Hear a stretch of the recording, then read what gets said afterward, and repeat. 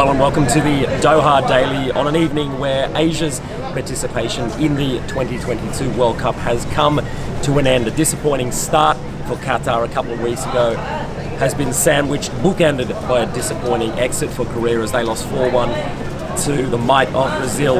Before that game that Michael, you and I were at, Japan losing on penalties against Croatia after 1-1 finish in regulation time. So that's it, guys, the round of 16. History was made with three Asian nations reaching this stage, but we're still not going to have a third nation through to the quarterfinals. Paul Williams, Michael Church. Michael, let's start with Japan.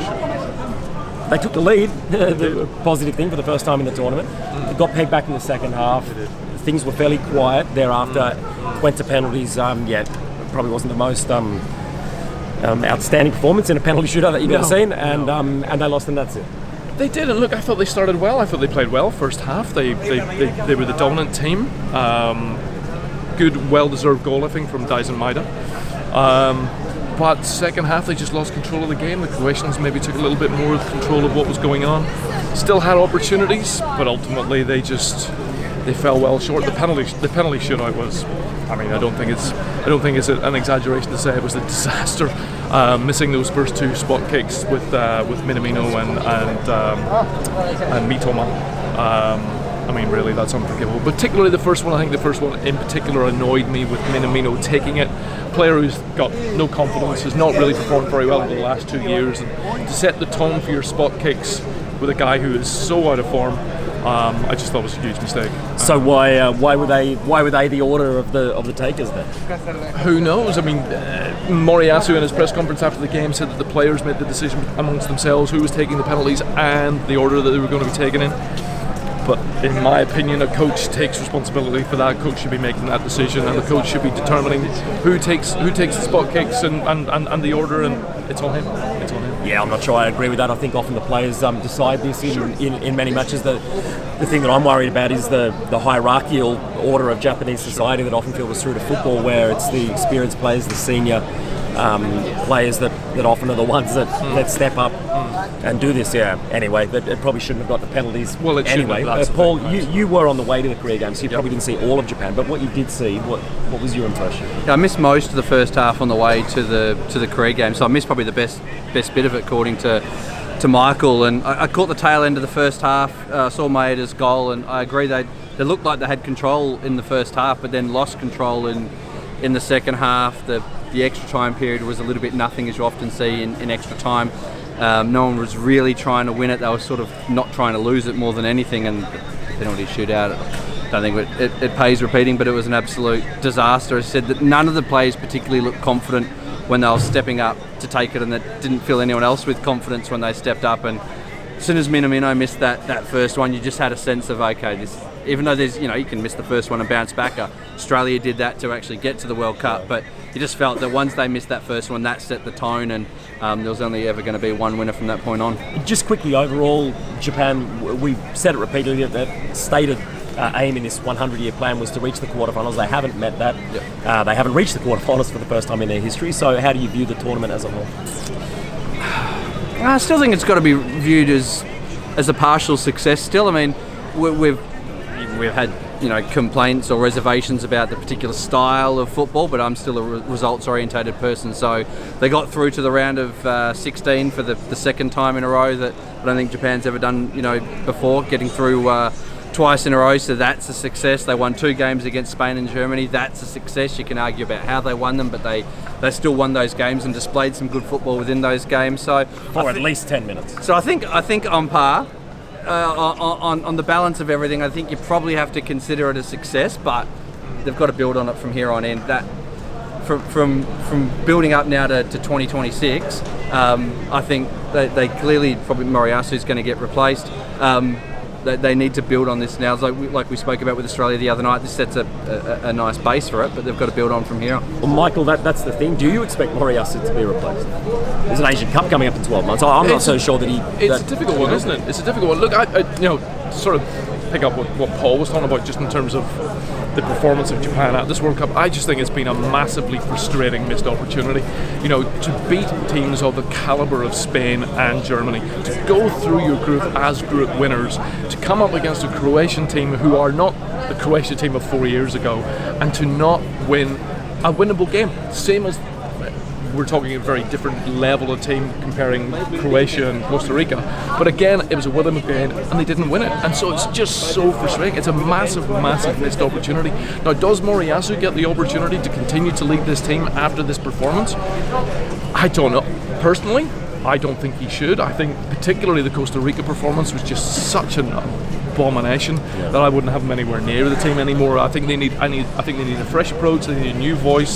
He's certainly, you know, responsible for some positives in terms of, as Paul says, results, but I think they need a different approach. I think they need a different attitude, and they need to push on from here to the next World Cup. Yes, I think we should have an answer on that one way or the other in the next couple of weeks. I would think so. Japan not winning. Do you know what is winning? What's winning the food stakes, Michael? Oh, shawarma. No, wrong answer. What is? Go on then. I'm going to tell you what's winning in the food stakes, let's go. and that is the South Indian cuisine. There's long been a link between South India and Qatar in terms of trade, movement of people, and naturally food as well. So we went to one of the best, indeed the best, awarded the best South Indian restaurant in Doha to get a little look, feel, and taste of the cuisine. ಇದು ನನಗೊಂದು ತುಂಬ ಆಸೆ ಇತ್ತು. ನನಗೊಂದು hotel ಮಾಡಬೇಕು ಸ್ವಂತವಾಗಿ. ನಾನು ಸೌದಿಯದಲ್ಲಿದ್ದೆ. ಸೌದಿಯಲ್ಲಿ ನನಗೆ ಒಂದು ರೆಸ್ಟೋರೆಂಟ್ ಮಾಡಿದೆ ನಾನು. ನಾವು ಹೋದೆ, ದುಬೈಗೆ ಹೋದೆ. ಅದು ನನಗೆ ಒಂದು ಬೇಕು, ನಮ್ಮದು ಒಂದು ಅಂತೇಳಿ ದೇವರು ಈ ಕತ್ತರಲ್ಲೇ ನಮ್ಗೆ ಕೊಟ್ಟರು. ಅದೇ ಅಲ್ಹಮ್ದುಲಿಲ್ಲಾ. ನನಗೆ ತುಂಬ ಇಷ್ಟ ಆಗಿದೆ. ಈ ಜಾಗ ಮುರ್ರ ಅಂತೇಳಿ ಜಾಗ ಸಾಗೆ ಡೀಸೆಂಟ್ ಜಾಗ. ಎಲ್ಲಿಂದ ಹುಡ್ಕೊಂಡು ಬರ್ಬೋದು. ಇಲ್ಲಿಂದ ತಿಂದು ಹೋದವರಲ್ವಾ, ಮತ್ತು ಅವ್ರು ಹುಡ್ಕೊಂಡು ಬರ್ತಾರೆ ಈ ಕಡೆ.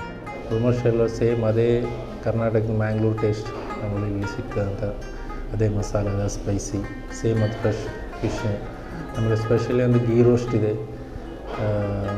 ಸ್ಕ್ವಿಡ್ ಇದೆ, ಕ್ರ್ಯಾಬ್ ಮತ್ತು ಕಿಂಗ್ ಫಿಶಲ್ಲಿ ಸ್ಪೆಷಲ್ ಇದೆ. ನಾವು ಮ್ಯಾಂಗ್ಳೂರೇ ಅಂದರೆ ಬಾರ್ಡರ್ ಮಂಜೇಶ್ವರ. ಈ ಕಡೆ ನೋಡಿದ್ರೆ ಇದು ದೆರಿಯಾ ಬರ್ತದೆ, ಹಂಗೆ ಕಡೆ ನೋಡುವಾಗ ನಮ್ಮ ಬೆಟ್ಟ ಬರ್ತದೆ ಎರಡು ಸೈಡಲ್ಲಿ, ಆ ಕಡೆ ಈ ಕಡೆ ಆಗಿ ಒಂದು ಕಾಸರಗೋಡು ಅಂತೇಳಿ ಹೆಸರು ನಿಮ್ಗೆ ಗೊತ್ತಾಗ್ಬೋದು. Mangalore is beautiful place, like full coastal. ನೀವು ನಾಲ್ಕು ಸೈಡ್ ಹೋದರೆ ನಿಮಗೆ ಸಮುದ್ರ ಜಾಸ್ತಿ ಸಿಗೋದು, ಫಿಶಿಂಗ್ ಜಾಸ್ತಿ ಆಗ್ತಾ ಇದೆ ಏರಿಯಾ. ಸೊ ಫಿಶೆಲ್ಲ ಸುಲಭವಾಗಿ ನಮ್ಗೆ ಸಿಗ್ತದೆ ಅಲ್ಲಿಂದ. ನಾವು ಫಸ್ಟ್ ಬರುವಾಗ 2014 ಐ ಥಿಂಕ್. ಆಗ ಇಲ್ಲಿ ಇನ್ಫ್ರಾಸ್ಟ್ರಕ್ಚರ್ ಏನು ದೊಡ್ಡದಾಗಿ ಏನಿಲ್ಲ. ಒಂದೊಂದು ನಾನು 20 ವರ್ಷ ಮುಂಚೆ ಬರುವಾಗ ಬೇರೆಯೇ ಕತ್ತರ್, ಈಗ ಒಂದು 8 ವರ್ಷ ಮುಂಚೆ ಬರುವಾಗನೇ ಬೇರೆಯೇ ಕತ್ತರ್, ಈಗ ಬರುವಾಗ ಅದರಿಂದ ತುಂಬ ಒಳ್ಳೆ ಕತ್ತರ್. ಅಲ್ಲಿಂದ 9 ಇಯರಿಂದ ಇಲ್ಲಿ ಈಗ ನೋಡುವಾಗ ಒಂದು 1-2 ಇಯರ್ ನೋಡುವಾಗ ತುಂಬ ಚೇಂಜಸ್, ತುಂಬ ಅಂದರೆ ನಾವು ಅನ್ಬಿಲೀವಬಲ್ ಚೇಂಜಸ್ ಇದೆ. ತುಂಬ ಇನ್ಫ್ರಾಸ್ಟ್ರಕ್ಚರ್ ಆದರೂ, ರೋಡ್, ಹೈವೇಸ್, ಮೆಟ್ರೋ, ತುಂಬ ಚೇಂಜಸ್. ಅದು ಏನು ಫುಟ್ಬಾಲ್ಗಾಗಿ ಕಂಪ್ಲೀಟ್ ಚೇಂಜೇ ಮಾಡಿದ್ದಾರೆ, ಕತ್ತರ್ದು ಸ್ಟ್ರಕ್ಚರೇ ಚೇಂಜ್ ಮಾಡಿದ್ದಾರೆ. ತುಂಬ ಚೆಂದ ಊರು, ಚಿಕ್ಕ ಊರು ಚೆಂದ ಇದೆ ನೋಡೋಕ್ಕೆ. ಅರ್ಜೆಂಟಿನಾ ಆಸ್ಟ್ರೇಲಿಯಾ ಇದು ನೋಡಿದ್ದೇನೆ ಒಂದು ಮ್ಯಾಚು. ನಮ್ಮದು ಕಂಪನಿ ಥ್ರೂ ಹೋದದು ನೆಗೆಟಿವ್. ಮತ್ತು ನಾನು ವರ್ಕ್ ಮಾಡ್ತೇನೆ ಆ್ಯಸ್ ಎ, ನಾನು ನಿಮಗೆ ಹೇಳಿದ್ದು ಬಿಫೋರ್, ವಾಲಂಟಿಯರ್ ಆಗಿ ಫಿಫಾ ವಾಲಂಟಿಯರ್ ಡೈರೆಕ್ಟ್ ವರ್ಕ್ ಮಾಡ್ತಾಯಿದ್ದೇನೆ ಫ್ಯಾನ್ ಫೆಸ್ಟಿವಲಲ್ಲಿ 974 ಸ್ಟೇಡಿಯಮಲ್ಲಿ ವರ್ಕ್ ಮಾಡ್ತೇನೆ. ತುಂಬ ಖುಷಿ, ತುಂಬ ಜನರನ್ನು ಮೀಟ್ ಮಾಡಿದ್ದೇನೆ. Every country like world wide ತುಂಬ ಜನ ಮೀಟ್ ಆಗ್ತಾರೆ, ಡೈಲಿ ವೈಸ್ ಮೀಟ್ ಮಾಡ್ತಾರೆ. ಅವರ ಭಾಷೆಯಲ್ಲಿ ನಾವು ಮಾತನಾಡುತ್ತೇವೆ. ಈ ಅವರ ಕಲ್ಚರ್ ನಮಗೆ ಹೇಳ್ತಾರೆ, ನಮ್ಮ ಕಲ್ಚರ್ ಇಲ್ಲಿಂದ ಸ್ಪೆಂಡ್ ಮಾಡ್ತಾರೆ. ನನಗೆ ಅಷ್ಟು ಇಂಟ್ರೆಸ್ಟ್ ಬರಲ್ಲ. ನನಗೆ ಕಬಡ್ಡಿ, ನಮ್ಮ ಕರ್ನಾಟಕ ಅದು ಕಬಡ್ಡಿ ಆಡೋರಿಗೆ ಗೊತ್ತು ಅದರದ್ದು. ಅದು ಇದು ಆಡಿದಾಗೆಲ್ಲ ತಾಕತ್ತು ಬೇಕು ಕಬಡ್ಡಿ ಆಡೋಕ್ಕೆ, ಮೈಂಡ್ ಬೇಕು ಕಬಡ್ಡಿಗೆ.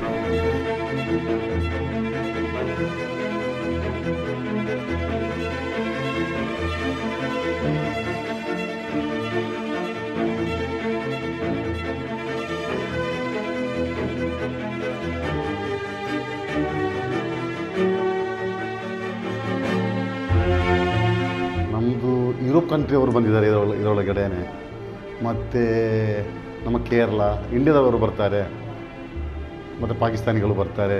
ಅವರಿಗೆ ತುಂಬ ಇಷ್ಟ ಆಗ್ತದೆ ಪಾಕಿಸ್ತಾನಿಯವರಿಗೆ. ಒಳ್ಳೆ ಆಗೋದು ನಾ ಏನಿಲ್ಲ ಯುರೋಪ್ ಕಂಟ್ರಿಗೆ. ಅವರಿಗೆ ಕಾರೆಲ್ಲ ಸಿಕ್ಕೋ ಖುಷಿ ಆಗ್ತದೆ. ಕಾರು ವೆರಿ ಗುಡ್ ಅಂತ ಹೇಳ್ತಾರೆ.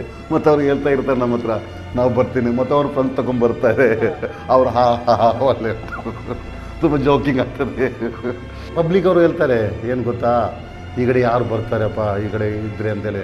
ಅವರು ಮೀನು ತಿನ್ನುವರಿಲ್ವಾ, ಹುಡ್ಕೊಂಡು ಬರ್ತಾರೆ ಅವರು. ಎಷ್ಟು ದೂರ ಆದರೂ ಇಲ್ಲಿಂದ ಒಂದು 50 ಕಿಲೋಮೀಟರ್ ಲಾಂಗ್ ಇಂದಲೂ ಬಂದಿದ್ದಾರೆ ಈ ಕಡೆ.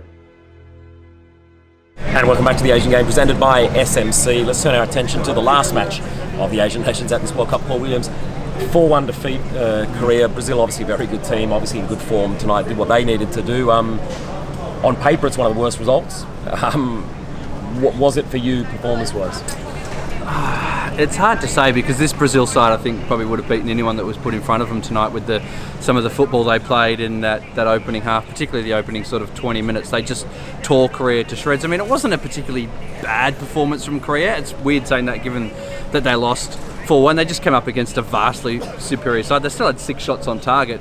Brazil had 9. So Brazil were just ruthlessly efficient, particularly in that first half. Hwang Hee-chan had a great chance at 2-0.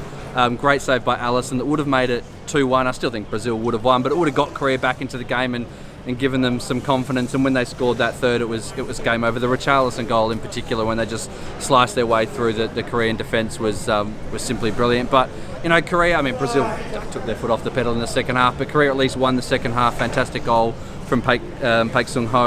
At least restored some semblance of pride, but they were soundly beaten on the night. But I think they just come up against a team who are the tournament favourites, and the tournament favourites for a reason. Michael, they of course couldn't match the achievement of making the semi-final in the home World Cup in 2002. So the same question as we've returned to the departure of all the nations. What should happen now with Mr. Bento?